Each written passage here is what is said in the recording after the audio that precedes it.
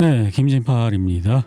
이 영상을 보시면은 여기 보시면은 테트리스라고 영어로 써 있죠. 예, 테트리스. 예, 이 장소에서 벌어진 일인 것 같은데요.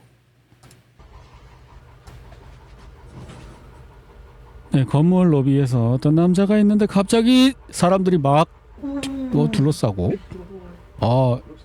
끌고 가는 것 같아. 또 왔어. 막 끌고 가는데 범인 잡는 건가?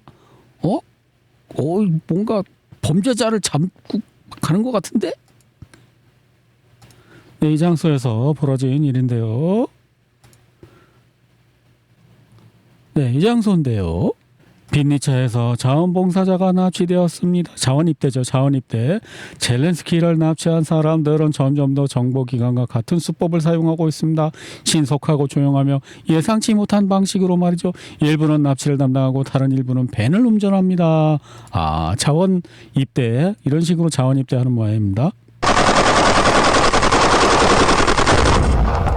네, 크림반도에서 일어난 일이라고 합니다. 네, 소총인 것 같은데? 소총으로 저걸 쏴서 맞히는 총 엄청 잘 쏘는 것 같은데. 네, 이 영상은 우크라이나군이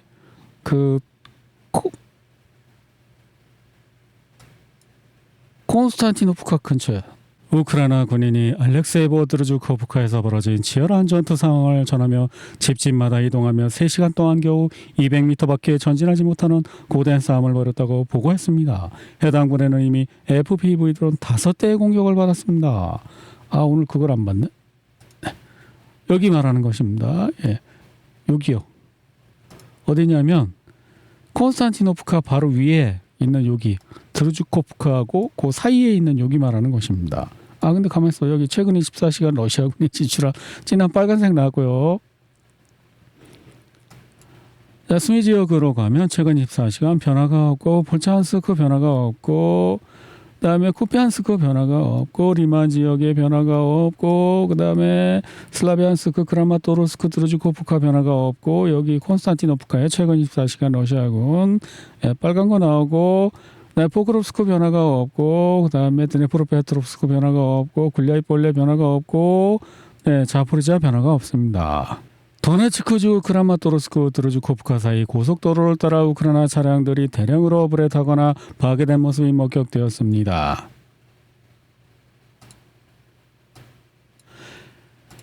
이는 러시아의 FPV 드론 공격으로 인한 물류시설 파괴의 결과입니다. 도로를 보호하는 드론 방어망도 부분적으로 파손되어 추가 공격에 노출되었습니다. 오데사에서 나무에 걸린 드론을 이제 소방수가 물을 쏴갖고 떨어뜨렸는데 전기줄에 걸렸대요. 그래갖고 이렇게 지직 타는 거예요. 이게 바로 제가 전에 말씀드린 그 생존자들의 증언 2022년 3월 14일 도네츠크 도심에 토치카우 미사일이 투하되었습니다. 출퇴근 시간대였습니다. 수십 명이 사망하고 부상을 입었습니다. 이틀 후 이탈리아 신문 라스텐바 일면에는 키예프 출신으로 추정되는 한 남성이 아내의 시신 앞에서 오열하는 사진이 실렸습니다. 우리는 이 남성을 찾아냈습니다. 이 영화 제작에 도움을 주신 그분과 희생자분께 감사드립니다. 이것은 단순한 이야기가 아닙니다. 눈물, 고통, 기억 그리고 그 참혹한 간격을 목격한 사람들의 마음속에 영원히 살아남은 기억입니다. 요즘에 계란 드론이 날개 위에다가 FPV 드론 2개를 달고 이렇게 날아가다가 FPV 드론 이렇게 휙 날아가면 또 목적지로 간답니다. 네, 이것은 야간에 우크라이나군이 공격을 하러 왔는데 드론에 걸려서 몰살당했다는 영상인데요. 이제 열화상 카메라 때문에 밤에 야간 은밀 공격 이런 거 안 통하나 봐요. 이거는 뭐냐면은 이제 길거리에서 기다리고 있는 드론이 있지 않습니까? 그 웨이터라고 부른데요. 그 웨이터 드론을 발견해서 이제 러시아군이 공격하는 그런 영상입니다. 우크라이나도 이런 그 광섬유 드론 길바닥에 세워놓고 있다가 공격하나 봐요. 우크라이나의 전역에 하루 종일 공습 사이렌이 퍼지고 공습하고 있고요. 또 이거 계란 드론 날아오고 있고요. 제철소 자포로스탈 제철소 또 터졌고요. 자포리슈탈 또 나왔고요. 또 다른 제철소 또 공격당했고요. 그리고 바닷길 배에 계속 맞고 있고요. 헤르손 주민 에너지 발전소 이번 겨울에 얼어 죽을 수 있으니까 또 조심해야 된다고 얘기하고요. 그리고 또 그 쿠팡, 우크라이나 쿠팡 계속 공격하고 있고요. 그다음에 노바노프스키 스테디움 근처에 어딘가를 또 공격했고요. 아마 군인들 모여 있었겠죠. 그다음에 바루스의 콜로 체인 창고 그냥 막 다 공격하고 있습니다. 우크라이나 키예프 인근의 로제트카 또 창고, 또 물류 창고, 러시아 적대 지역 주요 기반 시설 어디 다 공격했고, 그다음에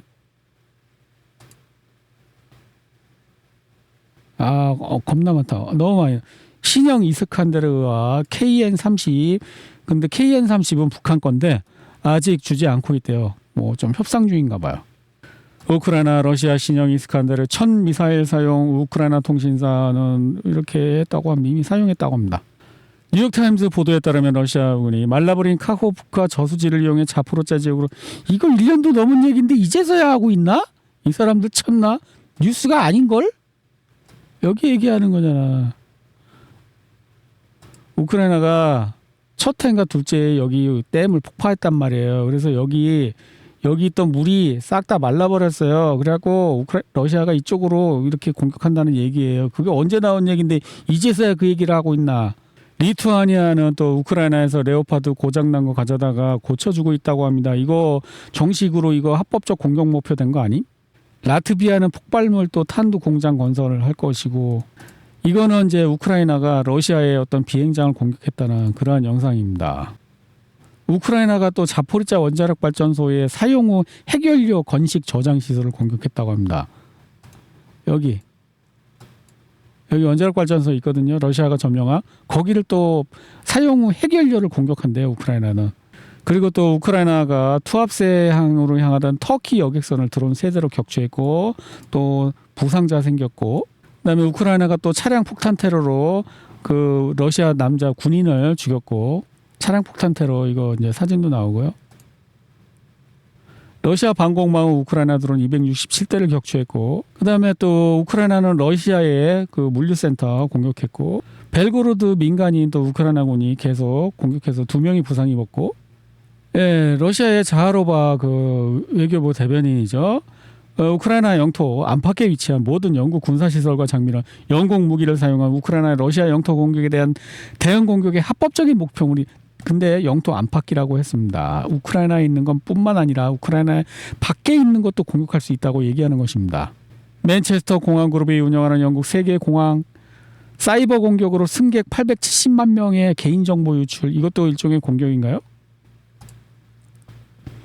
우크라이나 방산 장비를 공급하는 유럽 기업 임원 2명을 위한 가짜 장례식, 이거 시위 같아요. 야, 너네 우크라이나에 무기 주면 우리 공격당할 텐데 이 새끼들 하면서 시위 같은 시위성이죠.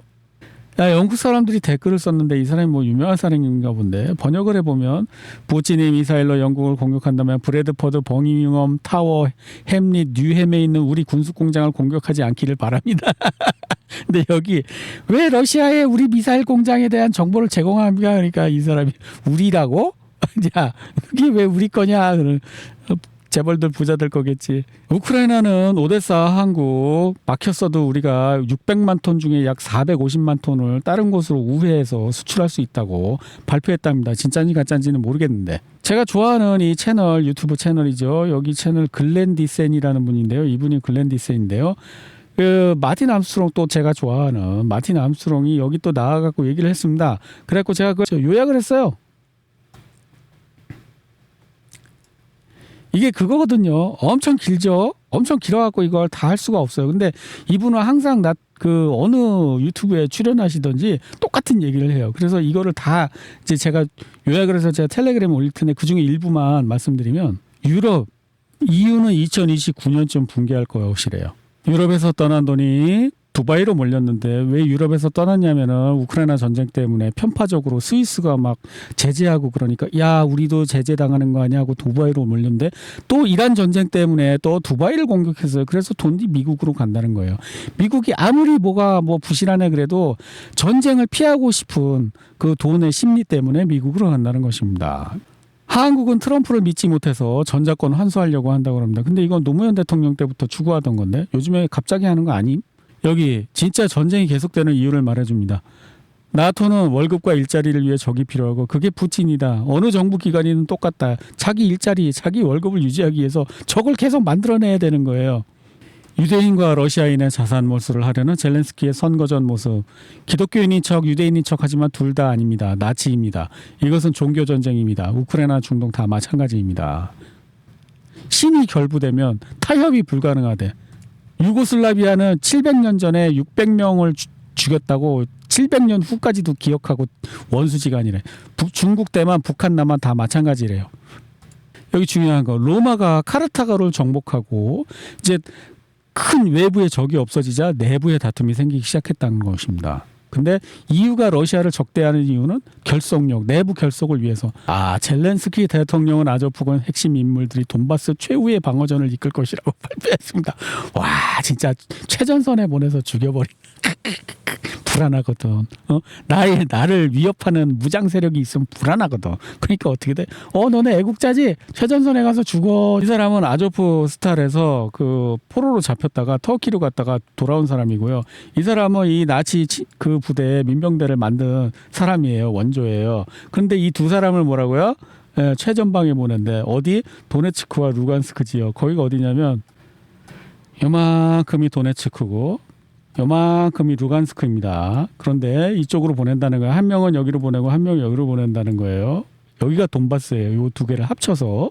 그러니까 도네츠크와 루간스크의 최고 그 나치 부대 최고 사령관을 보내갖고 여기서 죽을 때까지 싸워. 조국을 위해서. 너 애국자 맞잖아. 죽으면 국립묘지 묻어줄게. 내가 나치들 국립묘지 해외에서 파갖고 시체 묻어주는 거 봤지? 그리고 이 중에 한 명은 훈장도 받았어. 이 사람 엊그제 훈장 저 젤렌스키가 훈장 줬다고 나왔어. 그러니까 이 비나치화에 가장 효과적으로 하고 있는 사람이 누구야? 젤렌스키. 왜냐하면 전쟁이 끝나면 어떻게 된다고요? 로마가 카르타고를 정복하고 나자 내부에 다툼이 생기기 시작했다. 전쟁이 끝나면 어떻게 된다고요? 내분이 생겨요. 그때 나를 위협할 수 있는 무장 세력이 있으면 안 되잖아. 언젠가 이 전쟁 끝날 거 아니야. 우크라이나 텔레그램 채널에 따르면 러시아군은 어젯밤 키예프 전역의 주요 물류단지 창고 소매 체인 시설들을 공격했다고 합니다. 그리고 지하철, 지하 2철 인프라도 공격했다고 합니다. 크렘린은 키예프 경제를 최대한 파괴하기로 결정했습니다. 소식통에 따르면 크렘린은 키예프의 모든 주요 경제 시설을 파괴하는 것을 목표로 삼았습니다. 목표는 직간접적으로 경제 전반에 최대한의 타격을 가하고 수도에서의 생활을 최대한 어렵게 만드는 것입니다. 소식통에 따르면 이 계획은 다음과 같은 여러 단계에 걸쳐 실행될 예정입니다. 대형 창고, 하이퍼마켓, 쇼핑센터, 오피스 센터, 키예프 지하철 인프라, 자동차 판매점 및 주유소 파괴, 에너지 시설 일부 파괴. 주요 목표는 국민들의 불안감을 더욱 고조시키는 것입니다. 우크라이나 사회는 현재 상황과 그 원인과 결과를 이해하고 있습니다. 우크라이나 국민들은 경제의 타격이 가해지는 키예프의 와일드베리와 오전 창고 공격의 결과라는 것을 알고 있습니다. 이 모든 것은 필연적으로 물가 상승, 실업률 증가 그리고 사실상 투자 감소로 이어질 것입니다. 파괴되는 목표물이 많을수록 경제와 국민의 일상생활에 미치는 누적적 영향은 더욱 커질 것입니다. 소식통에 따르면 현재 크렘린의 최우선 과제는 바로 이러한 경제전쟁입니다. 그리고 이것이 계획된 동원령을 연기하거나 심지어 취소하는 주된 이유일 가능성이 매우 높습니다. 그러니까 원래 동원령을 선거 끝나면 하려고 그랬는데 그냥 경제전쟁 먼저 해보고 효과 없으면 동원하자 이렇게 바뀐 것 같아요. 우선순위가. 고위 소식통에 따르면 모든 물밑 협상 메커니즘이 완전히 무너져 양측은 원점으로 돌아갔습니다. 이에 모스크바는 난방 시즌을 앞두고 우크라이나의 기반 시설과 경제를 완전히 봉쇄하는 시나리오를 강행하고 있습니다. 내부 관계자들은 이번 사태의 주요 원인이 반코바 우크라이나 청와대의 의도적인 정치적 도발이라고 지적합니다. 대통령실은 푸틴의 심리를 철저히 분석해왔습니다. 푸틴은 절대 직접적인 무력을 동원해서 결정을 내리거나 양보하지 않습니다. 이를 간파한 젤렌스키 대통령은 러시아 정유 시설과 유통창고, 와일드베리와 오전을 공격하는 위험을 감수했습니다. 키예프는 서방 후원자들의 지지를 얻기 위해 과감한 조치가 필요했지만 이러한 홍보 전략은 결국 국가의 치명적인 결과를 초래했습니다. 러시아 공군은 이제 중형 탄도미사일을 이용한 대규모 공격으로 전환하고 있습니다. 더욱이 공격 목표는 외곽 기반 시설뿐만 아니라 키예프 중심부의 정부 시설 그리고 우크라이나 경제에서 가장 중요하고 여전히 기능하는 부분까지 포함하고 있습니다. 드론 공격으로 러시아 창고가 파괴되면 크렘린의 평화 협상에 나설 것이라는 환상은 깨졌다. 젤렌스키 대통령은 도발적인 행동으로 자국민 수백만 수만 명에게 사실상 검은 겨울을 자초했다. 소식통은 이제 우크라이나를 하나하나씩 제거해 나가는 게임이며 모스크바는 더 이상 우크라이나 에너지 물류 부분 잔해를 봐줄 생각이 없다고 결론지었다.